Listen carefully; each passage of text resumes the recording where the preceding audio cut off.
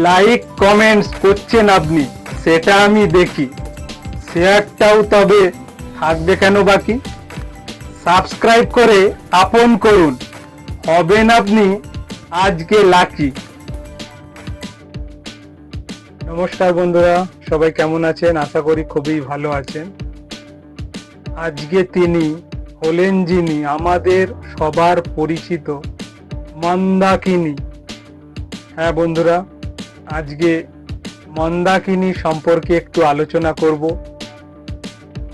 1985 সালের 16ই অক্টোবর একটা বই মুক্তি পেয়েছিল, সেটা হলো রাম তেরি গঙ্গা ম্যালি।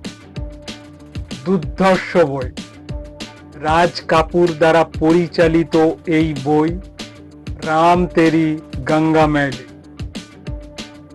প্রধান নায়িকার ভূমিকায় ছিলেন এই মন্দাকিনী। বিভিন্ন আলোচিত বিষয়গুলি এখানে উঠে আসে, তার মধ্যে দুটো দৃশ্য এই বইয়ের মধ্যে নজর কেড়েছিলেন। সমস্ত মানুষের মধ্যে বিতর্ক সৃষ্টি হয়েছিল এই বইয়ে দুটো সিনের জন্য।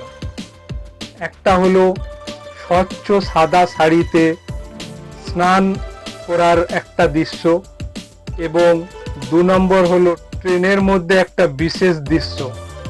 এই দুটো দৃশ্য কিন্তু জনমানসে আলোড়ন সৃষ্টি করেছিল।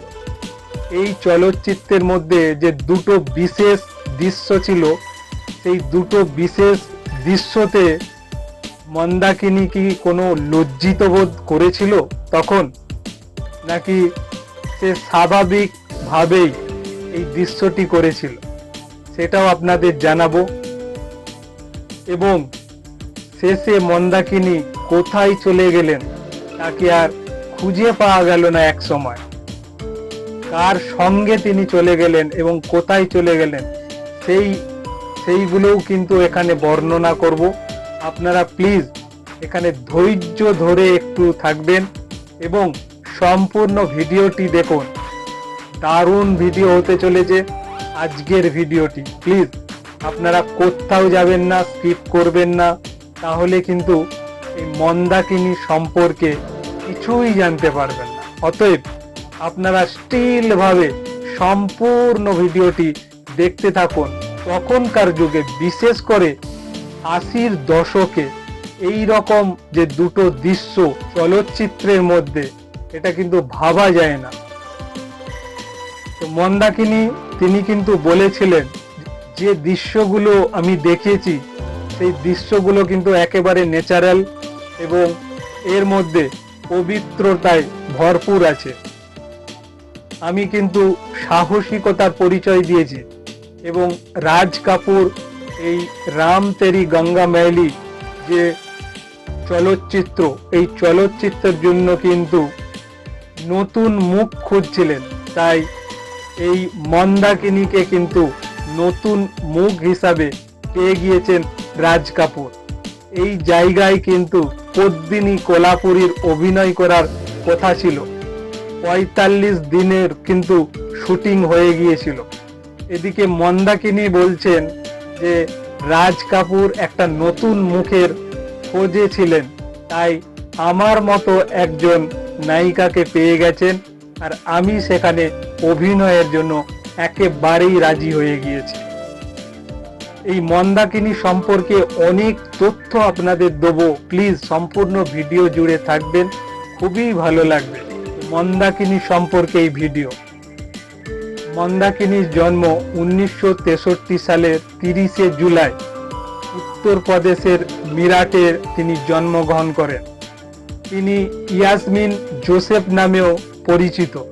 মন্দাকিনী হলেন একজন প্রাক্তন বলিউড অভিনেত্রী। 1985 সালের 16ই আগস্ট রাম তেরি গঙ্গা ম্যালি এই বলিউড চলচ্চিত্রটি হলে প্রকাশিত হয়। তারপর থেকেই জনসাধারণ যখন এই রাম তেরি গঙ্গা ম্যালি দেখতে আরম্ভ করেন, ততই তারা মুগ্ধ হন মন্দাকিনীর এই অভিনয় দেখে। রাম তেরি গঙ্গা ম্যালি চলচ্চিত্রের জন্য মন্দাকিনী কিন্তু বিশেষভাবে স্মরণীয় হয়ে আছেন এখনো। মন্দাকিনী ভারতের উত্তরপ্রদেশের মিরাটে জন্মগ্রহণ করেন। তার বাবা ছিলেন জোসেফ, একজন ব্রিটিশ খ্রিস্টান, আর তার মা ছিলেন মুসলিম। মিরাট থেকে অচেনা মেয়ে হিসাবে তার কর্মজীবন শুরু করে।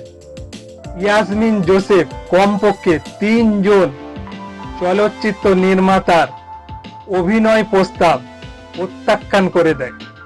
তারপরে রঞ্জিত ভার্ক নামে একজন চলচ্চিত্র নির্মাতা তার নাম বদলে মন্দাকিনী রাখেন। তারপরে তাকে মজলুম নামে এক চলচ্চিত্রতে তাকে চুক্তিবদ্ধ করে। এই চলচ্চিত্র শুরু হওয়ার আগেই রাজ কাপুর তাকে মাত্র 22 বছর বয়সে তাকে খুঁজে পান এবং 1985 সালে এই রাজ কাপুরের নির্মাতায় রাম তেরি গঙ্গা ম্যালি নামক যে চলচ্চিত্রটি করেছিলেন তার প্রধান ভূমিকায় ছিলেন, প্রধান নায়িকার ভূমিকায় ছিলেন এই মন্দাকিনী। মন্দাকিনীর বিপরীতে ছিলেন রাজ কাপুরের কনিষ্ঠ ছেলে রাজীব কাপুর। তিনি এই মন্দাকিনীর সঙ্গে খুব সুন্দরভাবে অভিনয় সুসম্পন্ন করেন।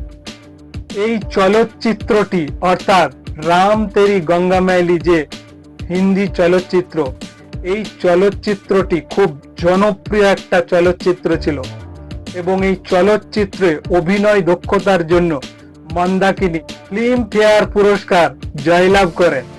এই চলচ্চিত্রের 2টি দৃশ্যে তাকে আংশিক নগণ্যতার জন্য তাকে বিতর্কের মুখে পড়তে হয়েছিল এবং চারিদিকে কিন্তু এটা আলোড়ন সৃষ্টি করেছিল। মন্দাকিনী আরো বেশ কয়েকটি ব্যবসায়িক চলচ্চিত্রে কিন্তু অভিনয় দক্ষতা দেখিয়েছিলেন। তার মধ্যে মিঠুন চক্রবর্তীর সঙ্গে ডান্স ডান, আদিত্য পাঞ্চালির সঙ্গে কাহা হ্যায় কানুন এবং গোবিন্দার সঙ্গে প্যার কারকে দেখো উল্লেখযোগ্যভাবে তিনি এই চলচ্চিত্রগুলো করে সুনাম অর্জন করেন। তবে তিনি তার প্রথম যে চলচ্চিত্র রাম তেরি গঙ্গা ম্যালি, এই চলচ্চিত্রের মতো কোনো চলচ্চিত্রে এত খ্যাতি লাভ করেননি। 1989 সালের পরে তিনি রহস্যজনকভাবে চলচ্চিত্রের জন্য চুক্তি বন্ধ করে দেন। এটাও শোনা যায় ভয়ঙ্কর দাউদ ইব্রাহিমের সঙ্গে তিনি নাকি দুবাই চলে গিয়েছিলেন। এই যে মন্দাকিনী দাউদ ইব্রাহিমের সঙ্গে যে দুবাই চলে যান তা কিন্তু তিনি স্বীকার করে নেননি, কিন্তু গুজবে শোনা যায় তিনি সত্যি সত্যি নাকি দুবাই চলে গিয়েছিলেন দাউদ ইব্রাহিমের কাছে। তিনি এই দাউদ ইব্রাহিমের সঙ্গে যে সম্পর্ক, সেই সম্পর্ককে তিনি গুজব বলে আখ্যা দিয়েছেন সমস্ত সাক্ষাৎকারে। তিনি কিন্তু মানতে চাননি যে দাউদ ইব্রাহিমের সঙ্গে তার একটা সম্পর্ক তৈরি হয়ে গিয়েছিল। তিনি বলেছিলেন যে আমি ব্যক্তিগতভাবে এই দাউদ ইব্রাহিমকে কিন্তু চিনি না, জানি না আদৌ এই মন্দাকিনী দাউদ ইব্রাহিমকে চিনতেন কি চিনতেন না। তখন কিন্তু একটা গুজব উঠেই ছিল যে দাউদের সঙ্গে কিন্তু মন্দাকিনীর একটা যোগসূত্র আছে এবং তাদের মধ্যে একটা বড় ধরনের সম্পর্ক ছিল, এইটা কিন্তু কথিত আছে। যাই হোক বন্ধুরা, এই মন্দাকিনী সম্পর্কে আজকের ভিডিওটি আপনাদের কেমন লেগেছে অবশ্যই কিন্তু জানাবেন। তো আজকের মতো আমি শেষ করলাম এই ভিডিওটি। আপনারা খুব ভালো থাকবেন, সুস্থ থাকবেন এবং সাবধানে থাকবেন। নমস্কার।